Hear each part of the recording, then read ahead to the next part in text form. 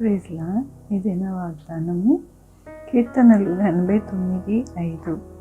యెహోవా ఆకాశ వైశాల్యం నీ ఆశ్చర్య కార్యములను స్తుతించుచున్నది.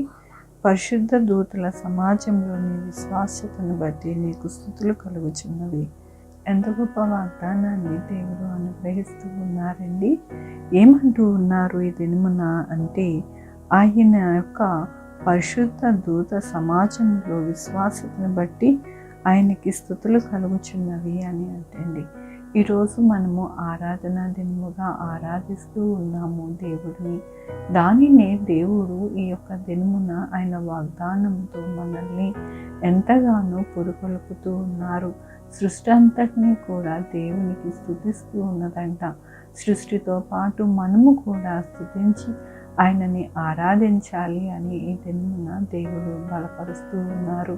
మనము ఎలాగ ఆరాధించాలి? దేవుని వాక్యంలోని ఆకాశము నీదే, భూమి నీదే, లోకము దాని పరిపూర్ణత నీవే స్థాపించితివి, ఉత్తర దక్షిణములు నీవే నిర్మించితివి.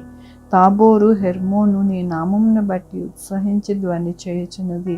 పరాక్రమ గల బాహువు నీకు కలదు, నీ హస్త బలమైనది, నీ దక్షిణ హస్తము ఉన్నతమైనది, నిత్యమైన న్యాయము నీ సింహాసనము ఆధారములు.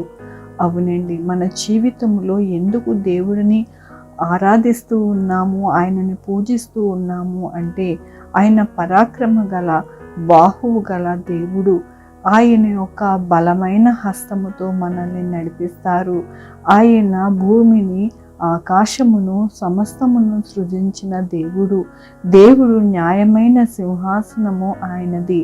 ఆయన యొక్క న్యాయాన్ని మనకి ఆధారముగా చేసి ఆయన కృపను ఎల్లప్పుడూ కూడా మనకి అనుగ్రహిస్తారు. అందుకని మనము ఆయనని ఆరాధించాలి, ఆయనని స్తుతించాలి. అందుకని మనము ఉదయకాలమున దేవుణ్ణి, ఆయనని ఆరాధించడానికి మనము సమాజముగా చేరి దేవుని యొక్క కృపని, ఆయన యొక్క మహత్యమును మనము ఆరాధిస్తూ ఉన్నాము. దేవునికి కూడా అదే ఇష్టమండి. మానవుని సృజించుకున్నది ఆయనని ఆరాధించుకోవడానికి.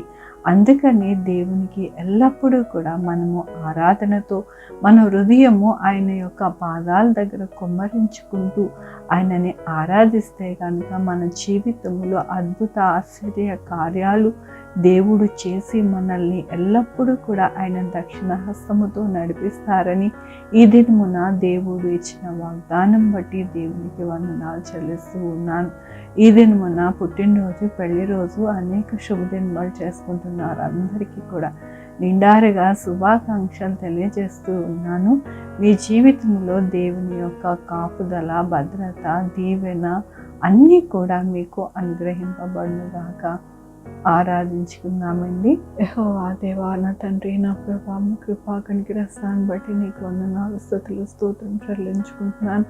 అవును నాయన, ఎల్లప్పుడూ కూడా మాకు నాయన మీరే సహాయముగా ఉండి మీ దక్షిణ హస్తముతో మమ్మల్ని నడిపించి భూమిని, ఆకాశమును సృజించి నాయన మాకు ఎంతగానో పోషించి నడిపిస్తూ ఉన్నందుకు నీకు వందనాలు చెల్లిస్తూ ఉన్నాను. ఇదే నా పుట్టినరోజు, పెళ్లి రోజు, అనేక శుభదినాలు చేసుకుంటున్న వారందరినీ కూడా దీవించినందుకు, ఆశీర్వదించినందుకు నీకు వందనాలు.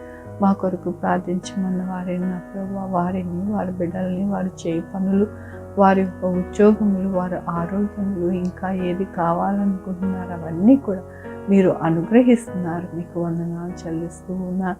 Sugar, BP, thyroid, heart problem, kidney problem, AIDS, cancer, నరాల బలహీనత, పారాలసిస్, గ్యాస్ట్రిక్ ట్రబుల్, ప్రతి విధమైన అనారోగ్యాన్ని తీసివేసి స్వస్థపరుస్తున్నారు. మీకు వందనాలు. ఎవరికి కరోనా రాకుండా సహాయం చేస్తున్నారు. మీకు వందనాలు.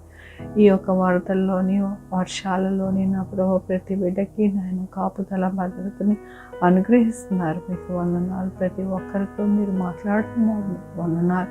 2 వీలర్, 4 వీలర్, బస్సెస్, ట్రైన్స్, ఏరోప్లేన్లో ప్రయాణం చేస్తూ ఉండగా వారందరికీ గమ్యానికి సురక్షితంగా చేర్చుతున్నారు. మీకు వందనాలు. ఉద్యోగాలు లేని వారికి ఉద్యోగాలు ఇస్తున్నారు. ఉద్యోగాలు పోకుండా సహాయం చేస్తున్నారు. మీకు వందనాలు. బిడ్డలు లేని వారి బిడ్డలను దయచేస్తున్నారు.